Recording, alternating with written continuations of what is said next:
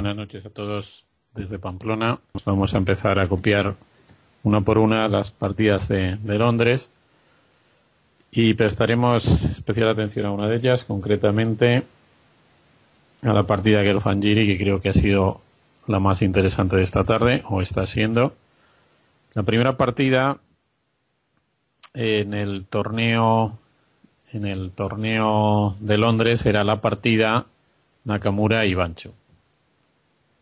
En esta partida, que todavía no ha terminado, Nakamura, pues francamente, ha tomado una decisión para mí muy sorprendente en la apertura, puesto que es un jugador fundamentalmente táctico, agresivo y que se encuentra mejor, como lo ha demostrado una vez más en este torneo, que la única partida que ganó fue con negras en la variante Mar del Plata de la India Rey, en posiciones muy complicadas. Se encuentra mucho más a gusto en posiciones tremendamente complicadas y no se encuentra tan a gusto en posiciones de corte clásico, de estructuras ya conocidas. Entonces, tal vez porque no va muy bien en el torneo o por lo que sea, ha elegido la variante del cambio en la Ruy López, pero además en la jugada 7 ha tomado con la dama, la casilla de 4, una decisión sorprendente, porque tomando con el caballo también se cambian las damas después de la continuación C5 de las negras, pero la torre blanca queda mejor situada en la casilla de 1. Con su elección se cambian las damas y su torre tiene que gastar un tiempo para situarse en D1. En definitiva, cosa que ha hecho además una jugada después. En definitiva, una elección muy extraña por parte de Nakamura y que no ha creado ningún problema a Ivanchuk, que poco a poco, manteniendo la flexibilidad de su juego y preparándose para acabar abriendo el juego a la pareja de alfiles, lo cual ha llegado a hacer, avanzando por un lado en el flanco de dama y con la ruptura de F5 en el flanco de rey, ha abierto un poquito el juego, primero F5 en el flanco de rey. Nakamura, la verdad que ha hecho una estrategia que podríamos decir bastante extraña, porque ha buscado la apertura del juego en el flanco de dama. Es cierto que con eso ha conseguido en la jugada 23 cambiar la pareja de alfiles de las negras, pero ha llevado a un final en principio prácticamente igualado, pero ya en el cual la posición de Ivanchuk es ligeramente más favorable. Después de, digamos, la jugada 27 en la que se han cambiado las torres, la posición de las negras ya es ligeramente más favorable, porque su mayoría en el flanco era más móvil y su rey es ligeramente más activo. Es cierto que es una ventaja muy pequeña para conseguir la victoria, sobre todo si tenemos en cuenta que sobre el tablero hay alfiles de diferente color. Sin embargo, Nakamura se ha condenado a un final bastante delicado y a defenderse durante muchas jugadas. Ahora mismo la partida yo creo que está a un 50% de victoria de las negras y a un 50% de tablas. La posición de Nakamura es enormemente pasiva.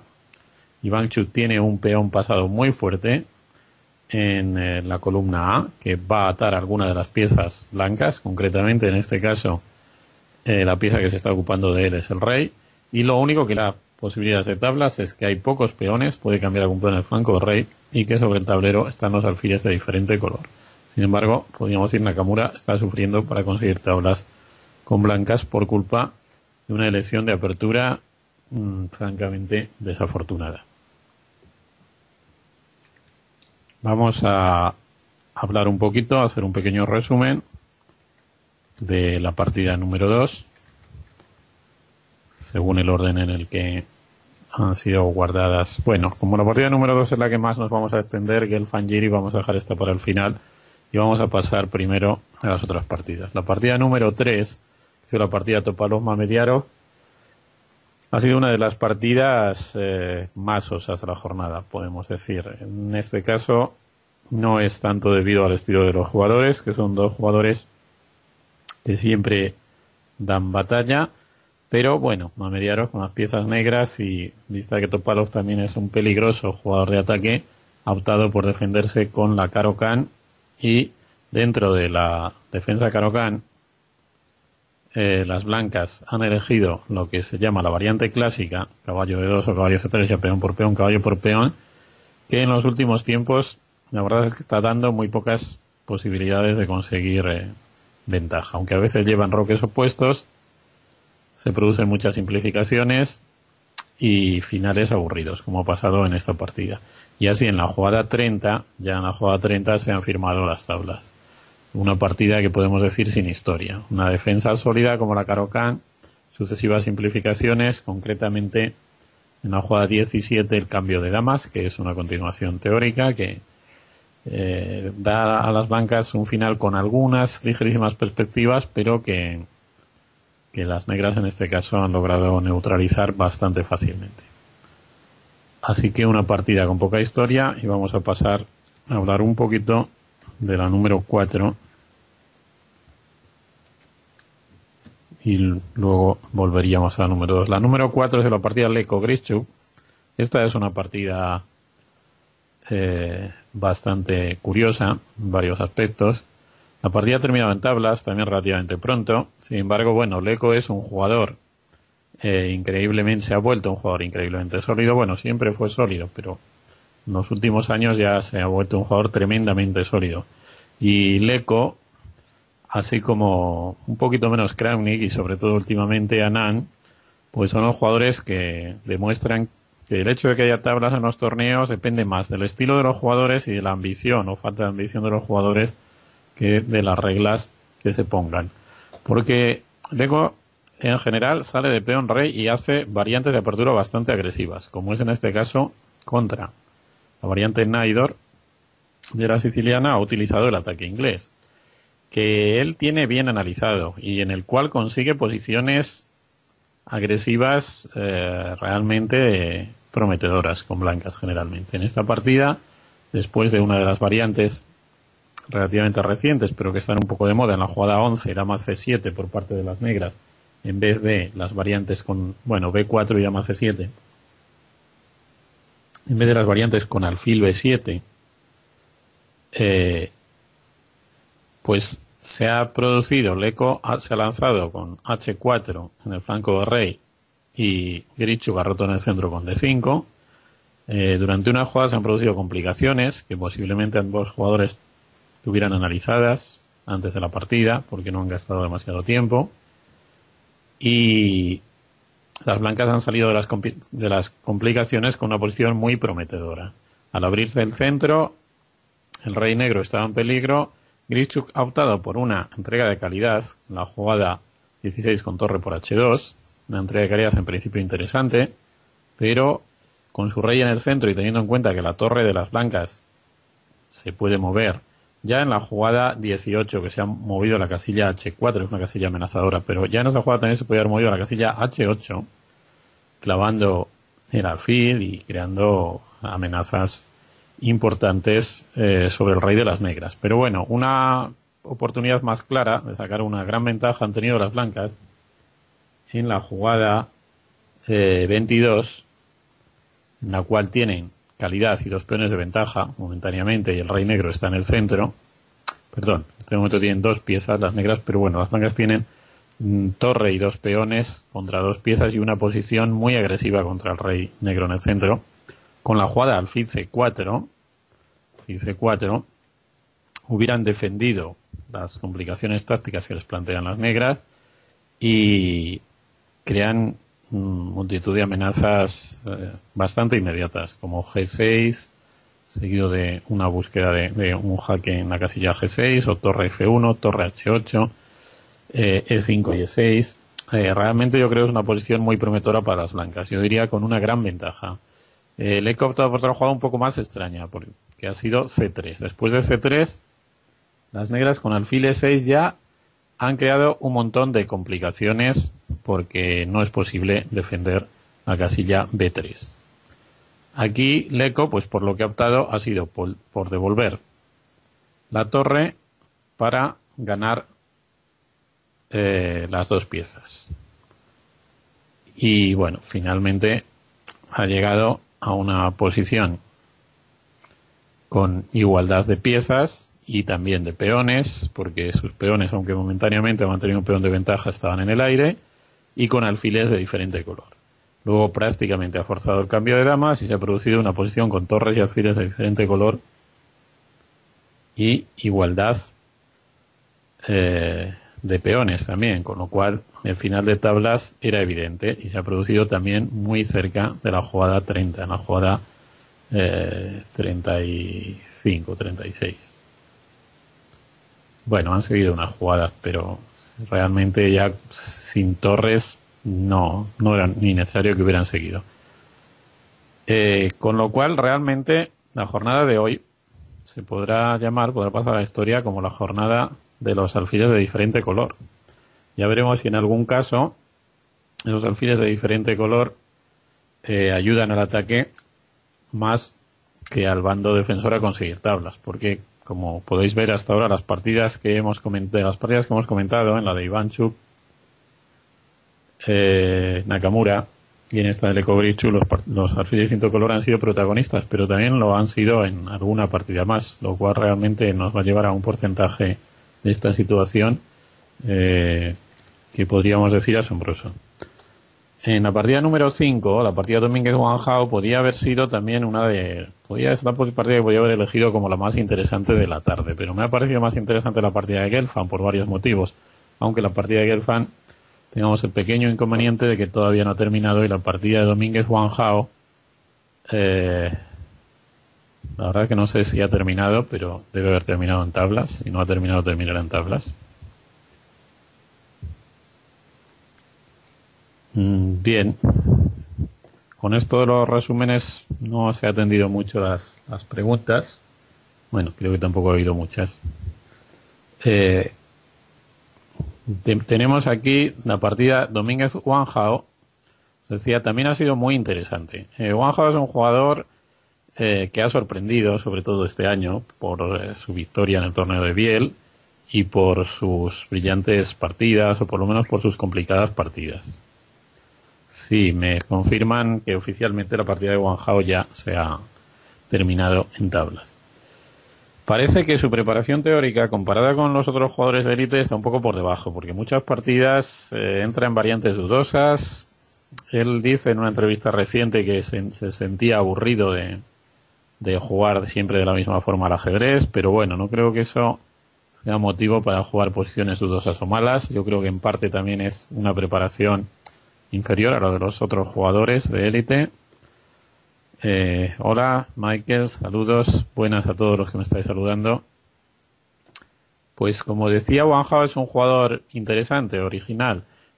Plantea siempre complicaciones. Parece que es la bestia negra de Nakamura, porque le ha ganado últimamente, no sé si 4 veces consecutivas y algunas veces en posiciones dudosas. Bueno, la última partida que le ganó aquí, creo que fue ayer mismo o anteayer, ahora mismo no lo tengo muy fresco en la memoria, pues ha sido una buena partida, pero en otras partidas realmente ha bordeado la derrota.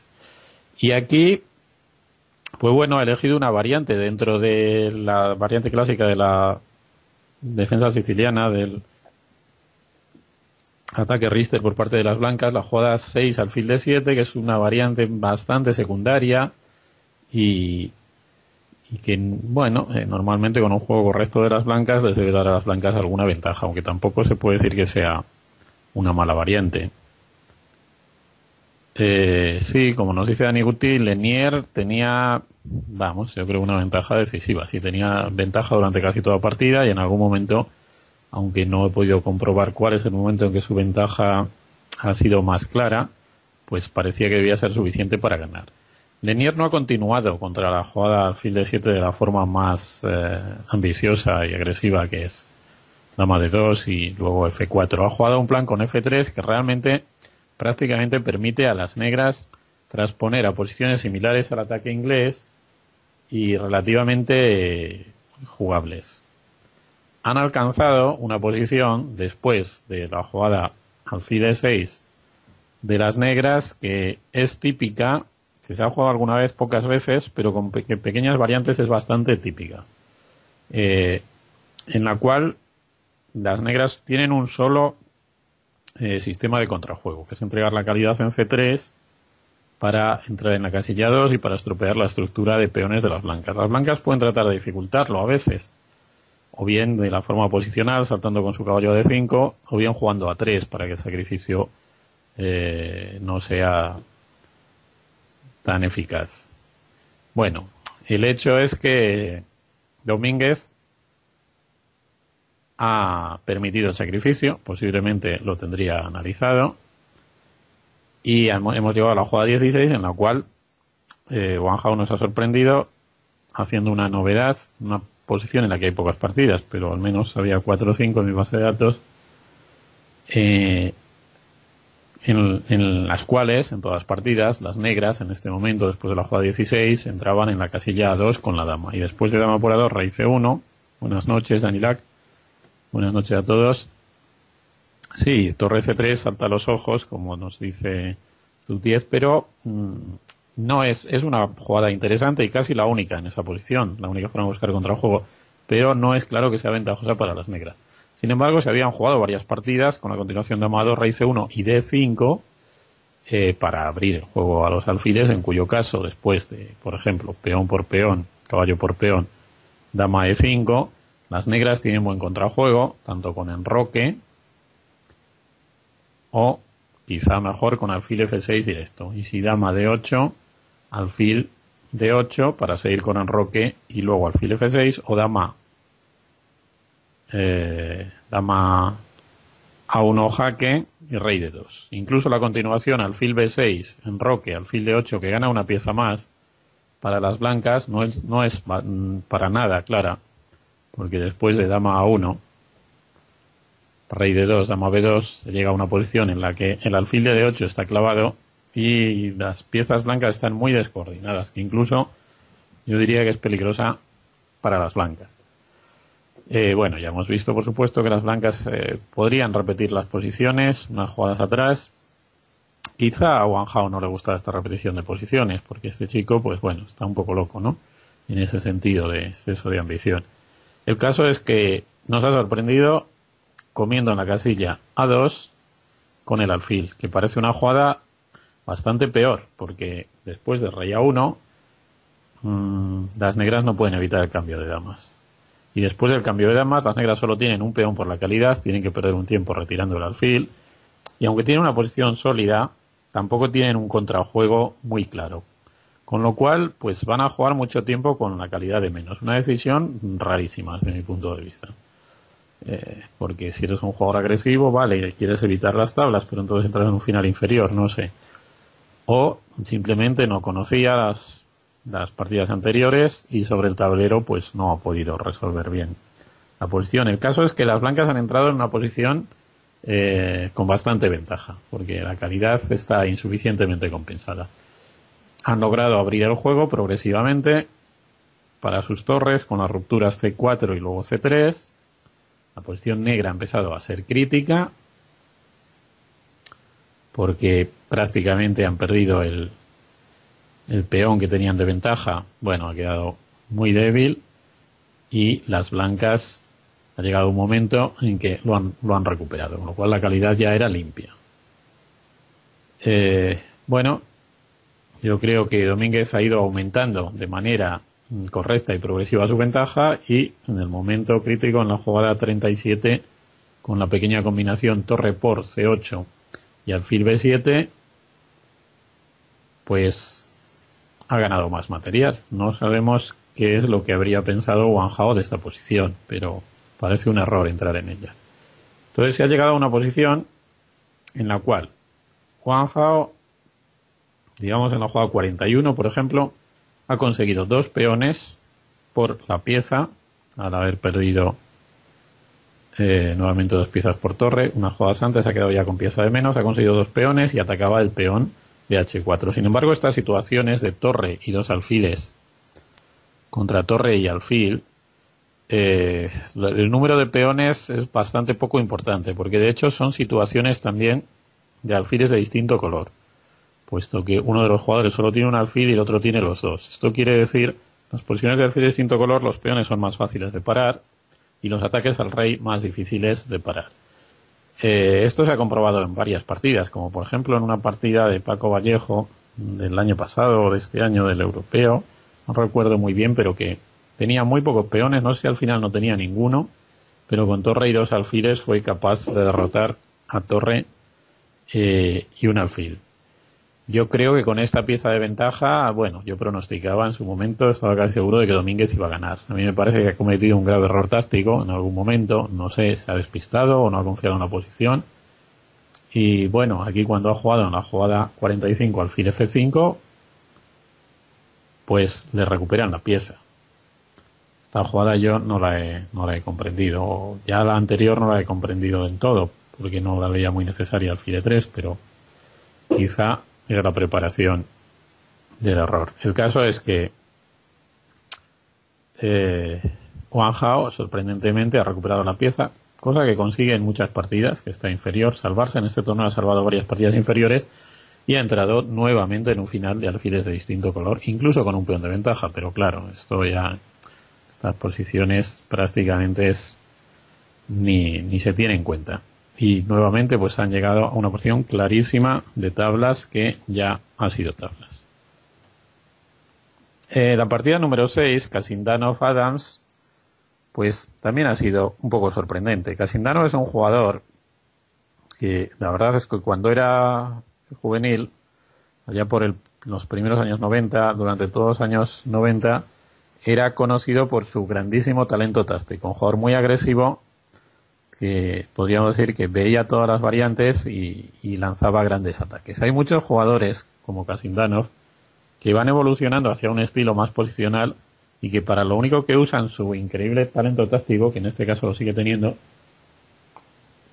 es para estar vigilantes de todas las posibilidades que hay y, bueno, si se producen a su favor, pues tienen posibilidades de ganar la partida y, mientras tanto, y son en su contra, las esquivan, ¿no? Y se vuelven jugadores extraordinariamente sólidos. Sí, de acuerdo con maestro Michael, Domínguez no está fino en este torneo y no está muy fino últimamente, porque esta partida es una oportunidad muy buena para él, pero la ha desaprovechado. Bueno, decía que Casindano pues se ha convertido en un jugador increíblemente sólido, que hace aperturas pues absolutamente estratégicas, sin el más mínimo riesgo, y que normalmente desde posiciones igualadas, pero en las cuales no comete más que errores mínimos, infinitesimales, pues alguna vez consigue alguna victoria, como es este caso. En esta partida, bueno, la primera crisis se ha producido después de la jugada de las blancas a 4, en la jugada 11 ya por B5, que ha creado una pequeña debilidad a las negras en B5. Normalmente, si las negras logran defender esa debilidad con su dama en B6, después de C5, digamos, pues tienen una buena posición. Pero si tienen que avanzarla, como ha sucedido aquí, aunque posiblemente el avance sea una jugada correcta, luego ya quedan con una estructura de peones rígida en el flanco de dama y ya pues su posición es un poco más desagradable. Eso es una posición ideal para Kasindanov, que mediante el cambio selectivo de piezas ha ido consiguiendo una ligerísima presión. Adams, digamos que no se ha defendido mal, ha logrado eliminar su debilidad, ha cambiado piezas, su debilidad de peón retrasado de C5, pero aún eliminando el peón retrasado de C5, el otro peón que le ha quedado en B4 es también ligerísimamente débil. Y esa incomodidad constante, pues a veces hace que, aunque en la posición se puedan conseguir tablas, pues nos lleve a cometer algún error.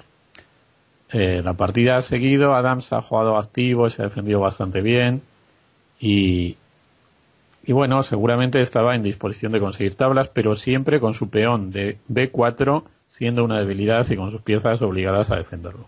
Hasta que yo creo que ha sido en la jugada 37 donde ha cometido un error táctico con H5, simplemente porque no ha previsto dama E8, que le dificulta mucho la defensa del peón de F7, se ha defendido con dama G7, pero entonces después de E4 y el cambio de caballos y la jugada clave 41, dama F8, el peón de B4 no se puede defender, y en un final de damas a veces un peón de más no es suficiente para ganar, porque hay posibilidades de jaque continuo, así, pero con el rey blanco también defendido de los jaques en un final de damas, un peón pasado alejado en el flanco de dama es una victoria sencilla. Entonces Adams pues ya ha intentado lo que se intenta en estos casos, abrir las defensas del rey blanco para alcanzar un jaque continuo, pero ni de lejos ha podido acercarse a su objetivo, porque Casindano, con un juego táctico correcto, lo cual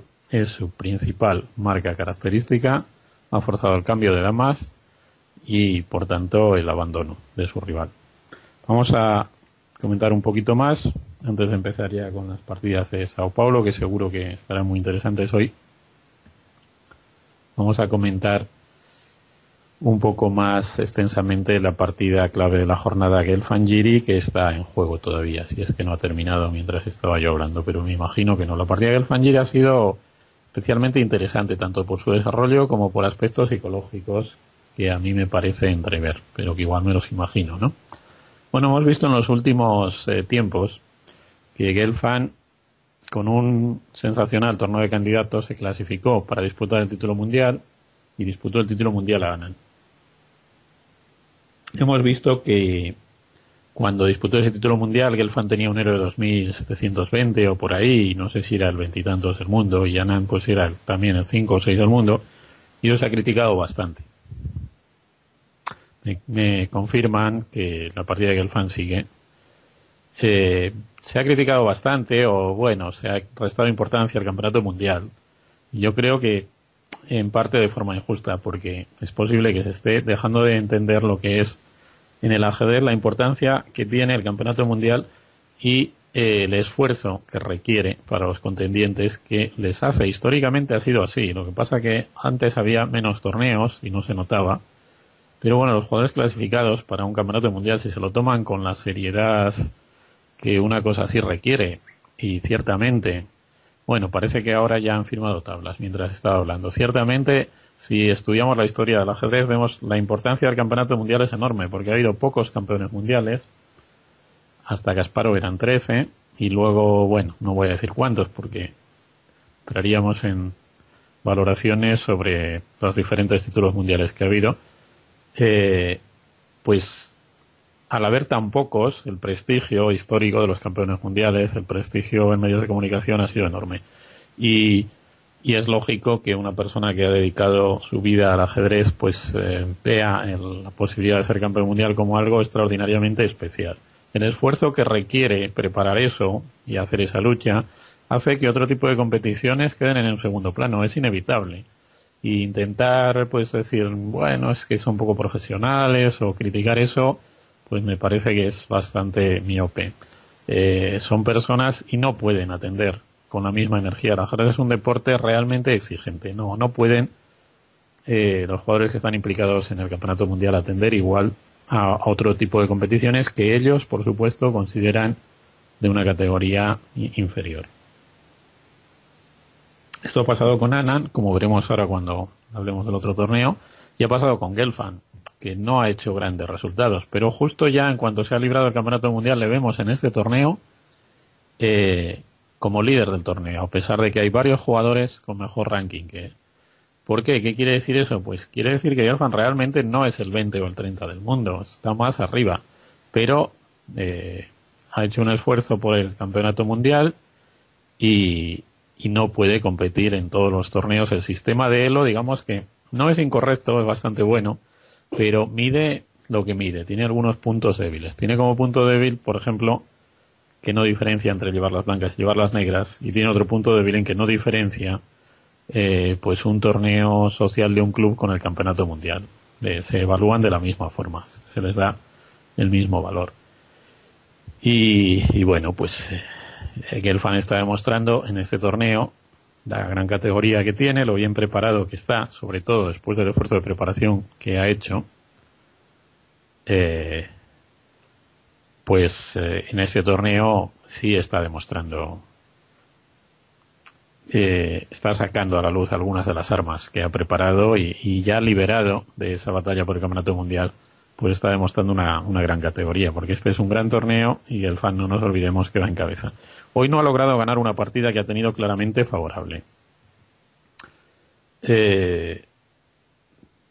Bueno, ya he logrado aquí crear polémica Anand, más que en declive, bueno, lo comentaremos, no le tocará luego, ¿no? Pero Gelfand sí, yo creo que está a un nivel, bueno, Chucky es más creativo, digamos que su interés por el ajedrez es enorme y hace que sea capaz de estar durante muchos más torneos a un alto nivel. Kramnik quizá tenga una comprensión un poco mayor y también es un poco más joven que estos, ¿no? Pero Gelfand no está muy lejos de estos jugadores y podría estar, digamos, entre los 10 primeros del mundo. Y posiblemente lo estaría si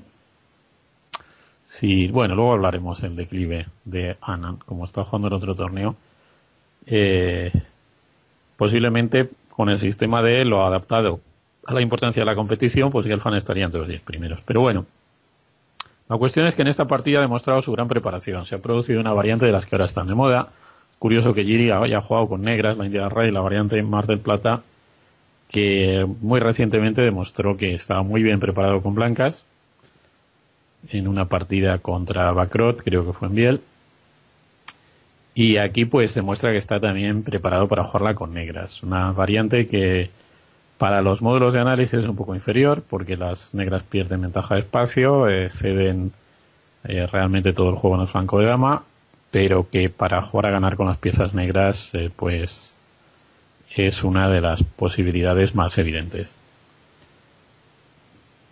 Y bien, pues han seguido los dos jugadores dentro de una de las líneas más teóricas, la de 9b4 y caballo h5 y torre e1, que es una variante relativamente reciente.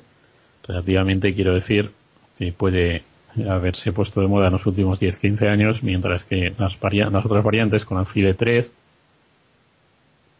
con caballo e1 y alfil e3, pues tienen ya una historia de 50 o 60 años, ¿no? Y se han seguido pues caminos que ya habían seguido partidas anteriores. En la jugada vamos a ver, es en la jugada 10 y la 20, ¿no?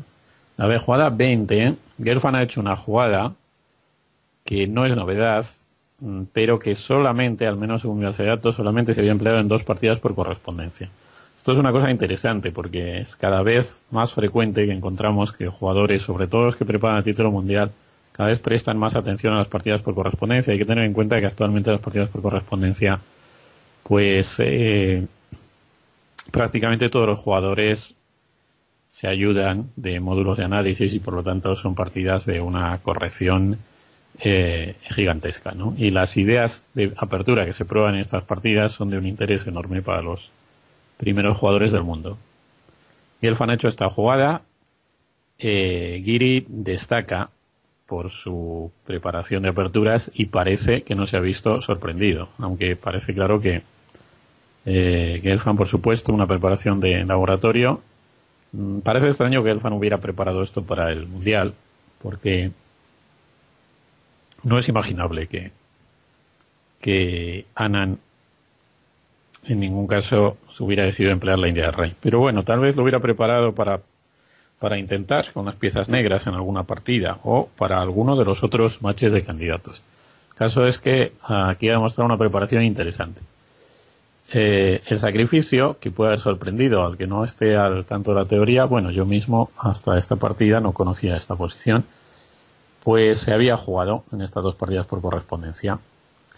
Y realmente las 2 partidas acabaron en tablas, después de una continuación poco más o menos como H por G5, en la jugada 22, jaque en H3, rey E8, jaque, cambio de caballos y alfil C4, jaque, torre F7, G por D6, dama por D6.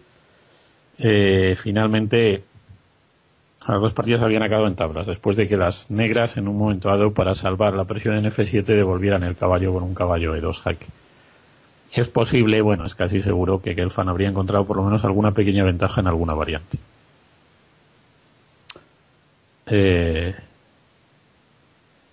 Bueno, como comentaba, es una pena jugar contra alguien que utiliza módulos, pero si juegas ahora por email o por correspondencia, pues ya sabes que haces eso. A no ser que juegues con un amigo y acuerdes no hacerlo y lo cumplas.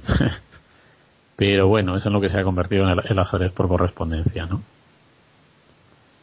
Tiene su interés y bueno, pues hay jugadores que lo practican. La cuestión es que Giri, la verdad es que demostrando, me parece a mí una preparación sensacional, ha contestado, y creo que bastante rápido, a la jugada alfil G5 con una jugada nueva, peón por caballo, que es interesante. Sin embargo, aún así, yo diría que Gelfand, que ha hecho las mejores jugadas a continuación, tanto C por D5 como dama por E4 como alfil por E7, las mejores jugadas más fuertes, ha obtenido una posición prometedora e incluso, diría yo, de clara ventaja. Ha recuperado la calidad en F8 y luego ha dejado clavado el alfil de las negras en C5 con su torre. Y con la máquina, la batería montada de la dama en E4 y el alfil en D3, presionando sobre la casilla H7, pues realmente crea unos problemas bastante grandes a los caballos negros. Y aquí, pues es donde ha tenido alguna oportunidad, concretamente la jugada 31. Bueno, él ha optado por jugar, con la jugada 30 tenía la continuación interesante G4 y a caballo D6, dama G6, una continuación realmente interesante, dejando tocada la torre D8 y el peón de H6. Parece que esto le hubiera dado clara ventaja. Pero claro, siempre abrir el rey, si esto ya no lo tienes analizado con el ordenador, que seguro que aquí ya estaban fuera de sus análisis, es un poco complicado. Entonces Gelfand se ha conformado con torre F1 y recuperar el material en F5 y ha llegado a una posición en la cual el elemento fundamental eran los alfiles de diferente color. Como hay damas y torres en el tablero, los alfiles de diferente color favorecen al bando que ataca. Y en este caso sería Gelfand porque las negras solo tienen un peón para defender a su rey y no pueden cerrar la diagonal de la dama y el alfil blanco, mientras que las blancas sí pueden neutralizar un poco el alfil de negras con los peones en H2 y G3, que es la disposición que las blancas han adoptado bastante rápido. Yo pensaba que en esta posición Gelfand tenía buenas oportunidades de ganar, porque tiene la iniciativa, la presión, obliga a su rival a estar muy pasivo y mediante alguna maniobra hábil pensé yo que iba a poder forzar la situación, pero bueno, la cosa no ha llegado tan lejos. Parece que Giri se ha defendido con bastante precisión, seguramente, a no ser que jugada a jugada tendríamos que analizar las posibilidades, porque son posiciones muy poco intuitivas, las cuales hay que calcular cada jugada, y no sé si realmente las blancas en toda esta fase han tenido alguna oportunidad clara de ganar. Incluso después del cambio de torres, yo pensaba que tenían buenas oportunidades, porque tienen prácticamente un peón de ventaja, puesto que el peón de A4 deja los peones de B6 y A5 neutralizados, y además pueden defender las casillas negras alrededor de su rey con los peones, las blancas con el alfil, y obligan a las negras a estar constantemente atentas a las amenazas de mate que se pueden producir por las casillas blancas. Pero bueno, tal vez Gelfand no haya afinado o Giri se haya defendido muy bien. En todo caso, esto que comentabais antes, que yo no lo he visto, que Giri tenía cara de enfadado, pues es un poco incomprensible, porque si ha salvado esta partida, la verdad es que tenía que tener cara de contento. No creo que en esta partida haya tenido nunca ni la más mínima oportunidad. O sea, tal vez él piense que sí. Tal vez nos diga luego que se olvidó sus análisis y que tenía una gran jugada, como ha dicho en alguna otra ocasión. Pero bueno, yo creo que Giri ha sufrido mucho, pero ha logrado mantener el empate. Gelfand se mantiene líder en el torneo, pero ha perdido una buena oportunidad de destacarse más. Y vamos a